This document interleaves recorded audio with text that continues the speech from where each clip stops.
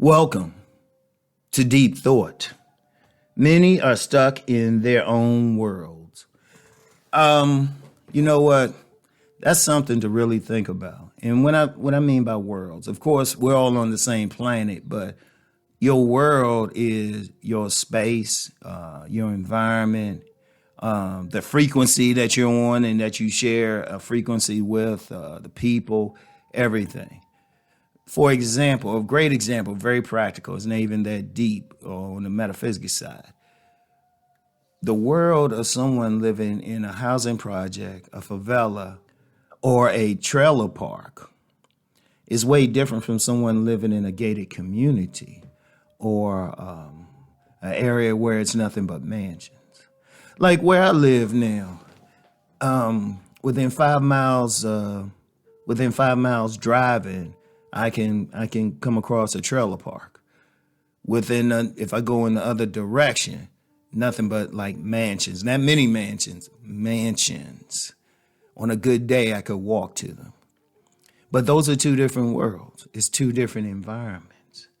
And people tend to be stuck in their environment. Most of us. Now, yeah, we might watch another environment on TV, but usually that's presented as entertainment.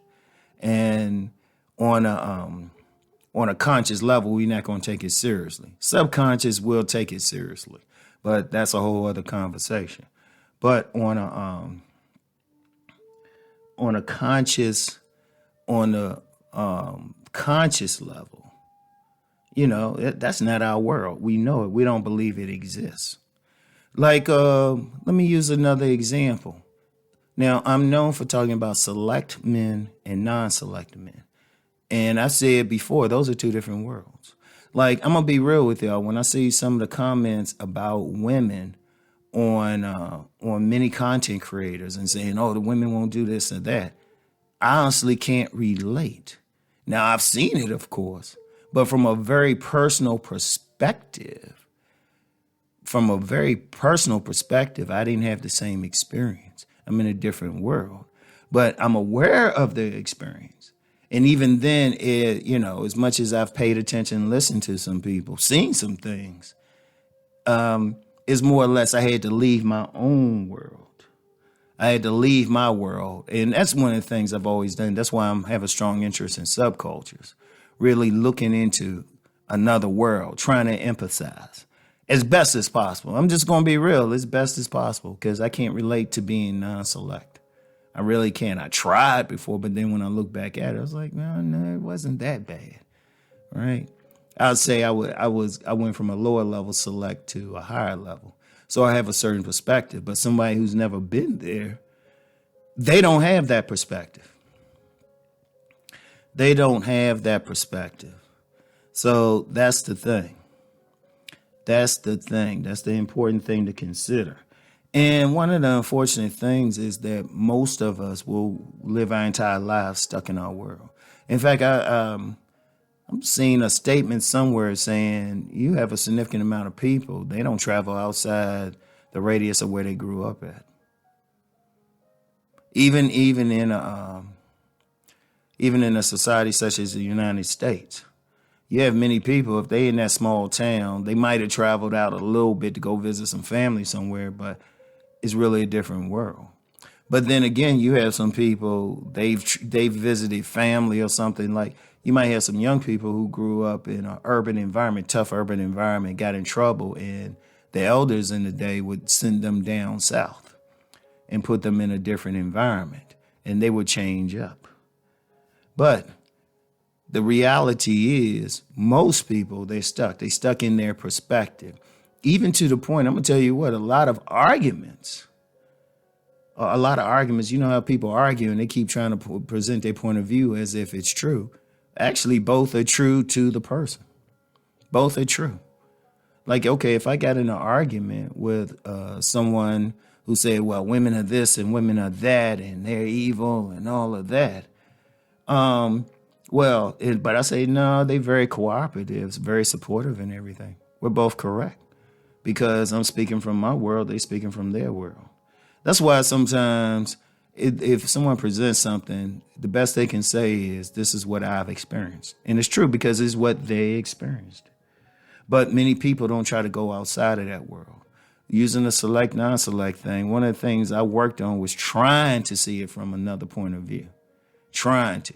And it's hard. It's hard. It really is. It really is. Because then I get reminded that's not my point of view. And that's just one example. Another example is trying to get out of the poverty mindset, the poverty consciousness. It's hard for someone to imagine, hey, having enough money that they can regularly fix a car or something right away. You know, it was said that half of all Americans couldn't handle a $400 emergency. But then that's one perspective, but then you get another perspective like $400 or something. They can spend it like it's nothing without thinking about it, without missing it and everything. And, you know, and that's just a reality. You get some people, they can spend $600-700 on a regular shirt and don't even think about it. But that's a different world, you know? And let's use that example further. Somebody who has money like that, say something happens to them, they would have a whole lot of trouble getting down to the point where they don't have that money to spend. Instead of spending $600, they wouldn't understand a world where they have to think about spending $6. I mean, think about it seriously, and I'm that serious. They might, you know, you got some people live in a world where, shoot, they good if they can spend $6 on a shirt. They hitting the Goodwill and everything and still looking for a sale. And if you put somebody who's been in that affluent world, they can't really handle it. That's why you have some instances, and we don't hear about it enough, but you may have maybe some trust fund child or somebody who grew up in an affluent environment, but then you introduce them to a poor environment. They can't handle it. Where I live, there are several rehabilitation houses, several. And when I was working retail, you know, it would work. Some of them would have to get a job where I was. So, and I would talk to them, and I mean, these people had money. One of the guys, he had enough money in just one of his trust funds. He could have purchased my whole house I was living in at the time. I want you to think about it. So his perspective was totally different. I mean, he could have paid cash for it. He could have paid cash for the house I was in. And at the time, really, even now with what he had in his trust fund, he could pay cash up to, really over $500,000. He didn't have quite $1 million in his trust fund, but he could win a long way. He could have went a long way, which would have gave him a good house even this day. And that was years ago. Shoot, that was over 10 years ago. So if he ain't touch it, no telling how much is in there now. Plus, he was the type, he once he left the drug rehab, he actually went on to get a very good job that was more on his level. Indeed, we had a lot of people like that. They were high earners. But they were forced to see another way. Or even getting down to that. Because like one of the dudes I knew in it, now he had an interest. He came from an affluent background, but started hanging out using drugs and stuff. He had a different perspective. He could roll in like rough environments. But that's because of his experience. And those are just a couple of examples, but I want y'all to think about it. Once you're in a certain world, it's tough to see outside. Like, think about the world you in. Think about if there was a sudden change, you know, money or anything, or even getting money. That's why you have, like, the majority of lottery winners. That money is gone in a year, even if they win several million.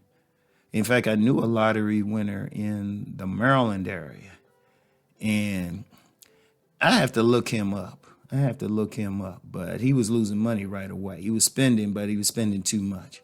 He even got scammed out of $5 million. So, you know, but it's a different thing. You know, one of the things I would say is try to just at least get it. When you encounter somebody, they from a different background, different race, different religion. Don't, you know, if you can talk with them, and don't talk with them with a sense of I'm superior or something's wrong with you. Just find out. So anyway, I want y'all to think about that. Just think about that, all right? And I'll get back with y'all later. Peace and blessings.